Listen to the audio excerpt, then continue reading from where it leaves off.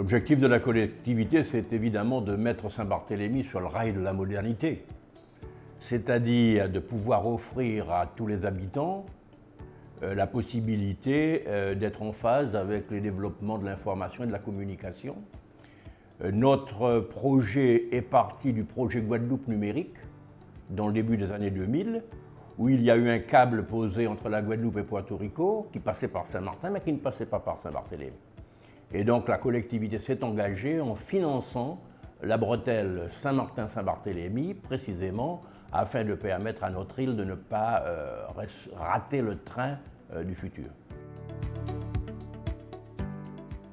Ben écoutez, au-delà de l'utilisation particulière, individuelle que l'on peut faire, je crois que la démarche qui est la nôtre consiste aussi à offrir aux entreprises de l'île la possibilité de travailler rapidement dans des conditions d'efficacité sur des réseaux qui sont devenus mondiaux, qui ne sont pas limités à un territoire.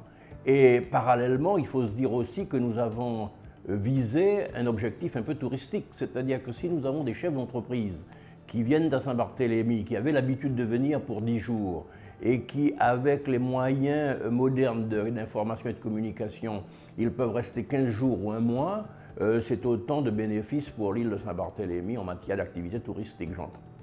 Pardon, je voudrais ajouter aussi quelque chose, c'est que l'objectif qui était le nôtre aussi, c'était le développement de la télémédecine. C'est pourquoi nous avions emmené le câble très rapidement au niveau de l'hôpital pour précisément permettre aux services hospitaliers d'être en contact avec le CHU de Pointe-à-Pitre et voire avec d'autres grands centres pour apporter un plus à la population de Saint-Barthélemy sur le plan de la santé. Parce que nous voulions tout simplement permettre à tous les opérateurs d'être traités sur un pied d'égalité. Nous ne voulions pas un monopole par un opérateur quelconque où les autres auraient été tributaires. Et parallèlement à cela, la collectivité investit sur la pose de sa fibre optique, étant entendu que c'est un retour sur investissement qui se fera pendant des années.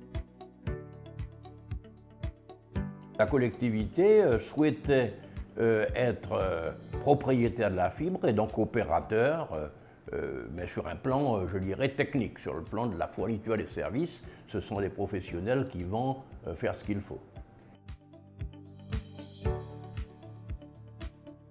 Alors nous avons démarré très tôt, je le disais tout à l'heure, avec Guadeloupe numérique. L'arrivée du câble, du premier câble, a été faite en 2006.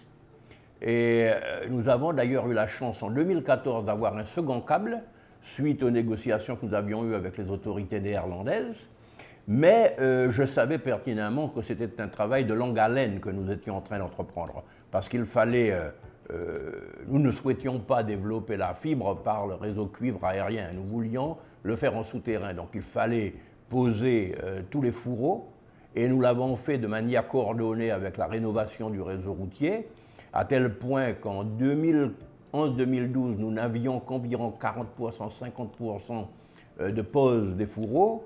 Nous avons poursuivi dans ce sens-là. Il a fallu ensuite préparer le schéma d'aménagement numérique. Ensuite, il a fallu, bien évidemment, lancer le marché de déploiement de la fibre, ce qui est en cours aujourd'hui. Et nous estimons raisonnablement que d'ici la fin 2022-2023, l'ensemble de l'île devrait pouvoir bénéficier du très haut débit et ainsi être en communication, comme je le disais tout à l'heure, avec l'ensemble de ce qui se passe à l'extérieur. Le monde devient de plus en plus petit, si vous voulez.